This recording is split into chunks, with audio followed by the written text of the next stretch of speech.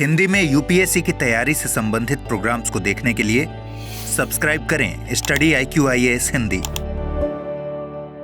दोस्तों, भारत की बात की जाए ना तो एक बड़ा ही स्पेशल पद है राज्यपाल का।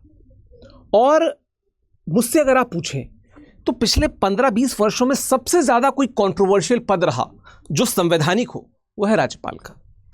जैसे किसी स्टेट में जब हम राज्यपाल को देखते हैं तो बहुत सी विवेकाधीन शक्तियां होती हैं, जैसे मुख्यमंत्री की नियुक्ति, मंत्रियों की नियुक्ति, विधेयकों पे स्वीकृति, ठीक है, विधानमंडल का सत्रावसान विकरण, ये सारी चीज़ें राज्यपाल के पास होती।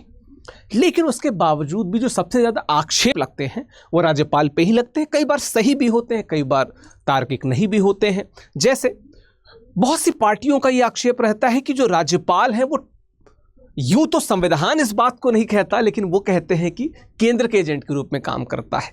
अगर केंद्र में कोई और पार्टी है, राज्य में कोई और पार्टी है और ये दोनों पार्टी एक दूसरे के विपक्ष में हैं तो अक्सर इस प्रकार की बातें आती हैं। हाल में क्या हुआ, तमिलनाडु में जो तमिलनाडु सरकार है उसका कहना है कि राज्यपाल सुपर सीएम जैसा काम कर रहे हैं।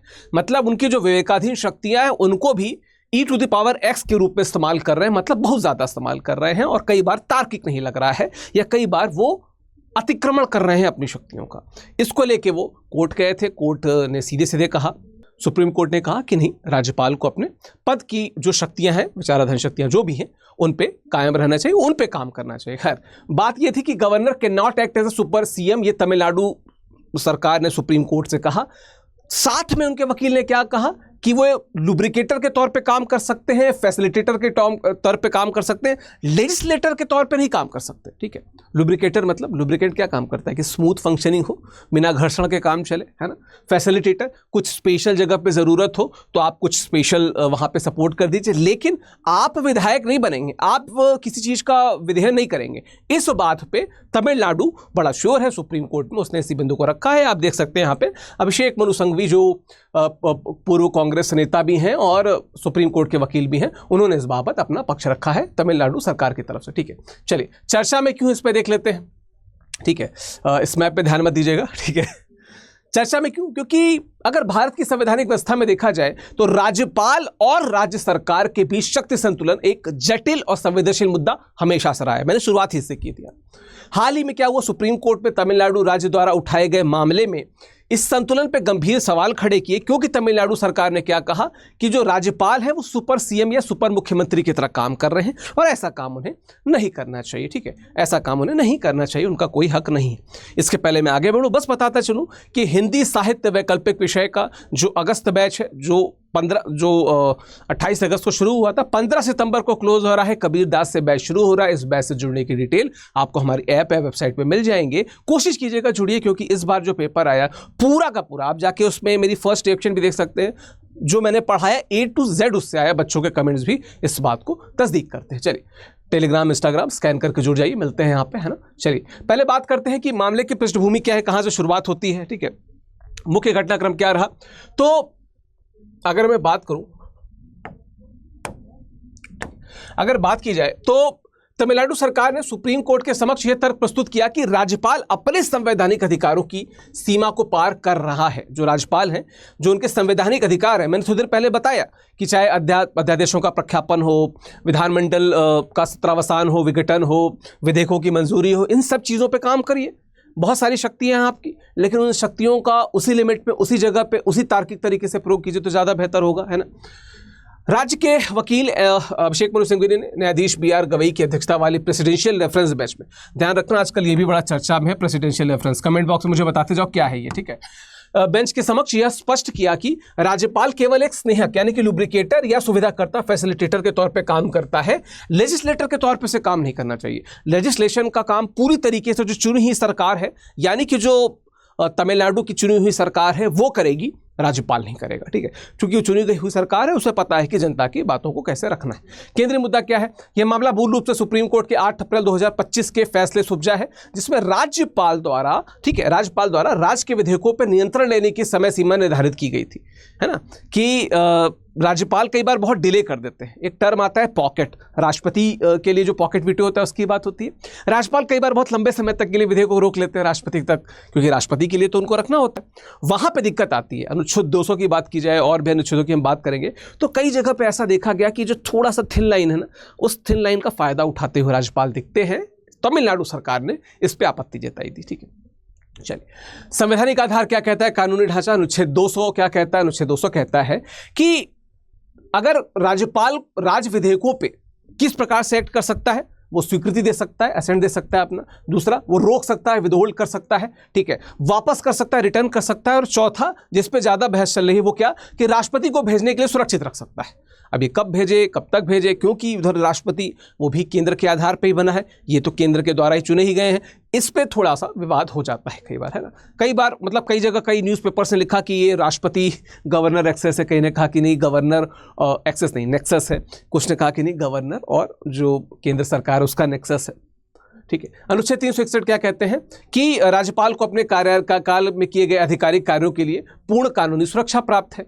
तो अब इसका मतलब क्या है कि अगर यहाँ पे अपनी विधायी शक्तियों का कुछ वो गलत उपयोग कर रहे हैं, है ना, वो कहता है ऋतिक रोशन की माँ मेरी शक्तियों का गलत प्रयोग किया गया है, तो वैसे अगर ये गलत प्रयोग कर रहे हैं तो इनको सजा भी नहीं होगी। अनुच्छेद 361 इस बात की पुष्टि करता है। यहाँ पे भी आपत्ति है, ठीक है, यहाँ पे भी कुछ ना कुछ आपत्ति है। चलिए, तमिलनाडु का पक्ष क्या है, दोनों पक्षों को देखेंगे।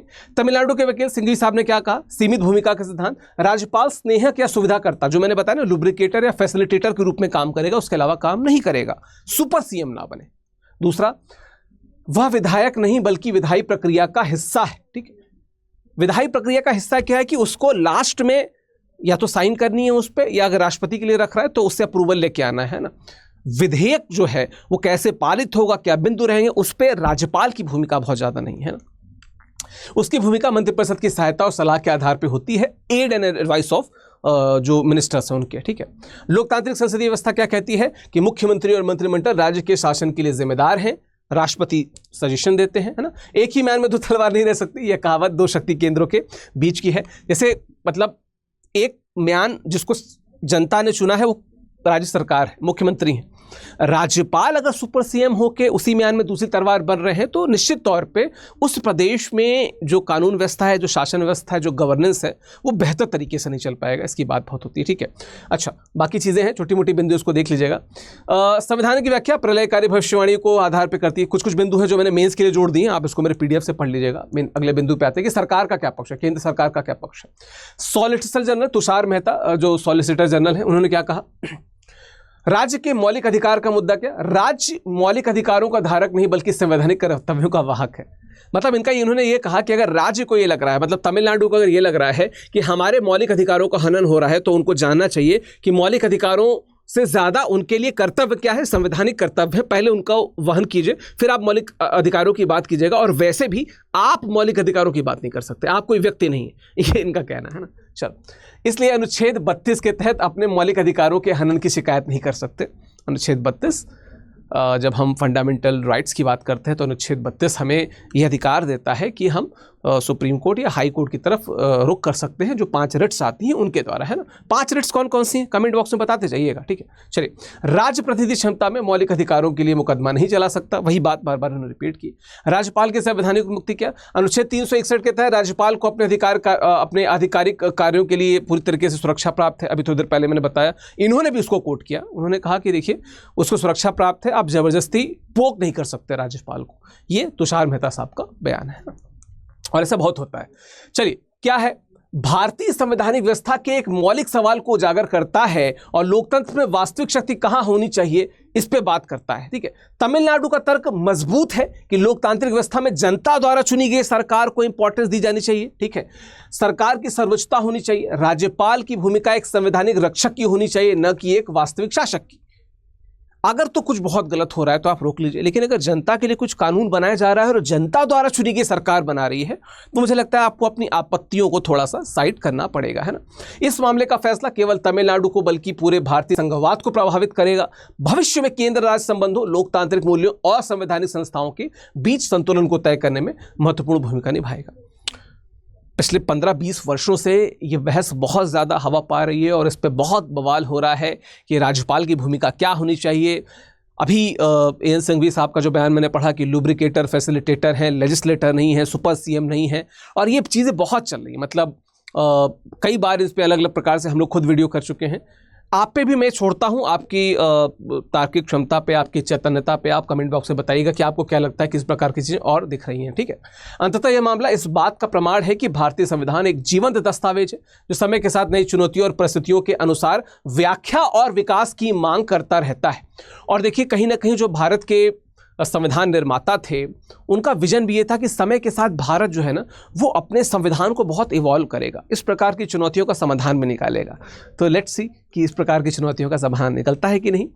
जो हमारा प्रतिज्ञा बैच है 2027 का, उसके लिए फिर से बताता चलूँ कि हमारे लिए इंग्लिश, हिंदी और इंग्लिश तीनों में बैच है। This is the code. अधिकतम डिस्काउंट यहाँ पे मिलेगा। डिस्काउंट आप, अगर आपको कुछ एक्स्ट्रा भी स्पेशल चाहिए तो नीचे नंबर जो आ रहे हैं उन नंबर पे आप कॉल कर लीजिएगा, या नीचे डिस्क्रिप्शन बॉक्स में जो नंबर होंगे वहाँ पे आप कॉल कर सकते हैं। मैं बताता चलूँ, स्टडी IQ आपको अपने कॉस्ट पे दिल्ली में पढ़ाएगा, प्रीलिम्स के लिए भी, मेंस के लिए भी। हर महीने आप 11,000 रुपये जीत सकते हैं हमारे रैंकर्स टेस्ट में। SIP जैसा प्रोग्राम है जो टारगेटेड होता है प्रीलिम्स को, SIM जैसा प्रोग्राम है जो टारगेटेड होता है मेंस को। प्रीलिम्स में आपका अगर सिलेक्शन हो गया तो पूरी फीस वापस हो जाती है। प्रीलिम्स और मेंस के लिए जितनी किताबें हैं, सारी किताबें आपके घर पहुंचा दी जाती हैं। और अनलिमिटेड रिकॉर्डेड क्लासेस हैं, अनलिमिटेड लाइव क्लासेस हैं थ्रू आउट, प्री से लेके इंटरव्यू तक आपके लिए मेंटरशिप है।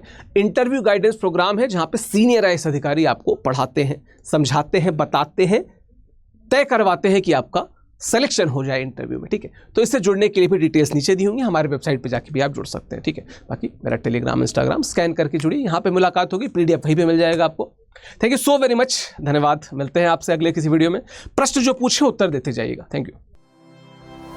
स्टडी IQ IAS, आपका सिलेक्शन हमारा मिशन।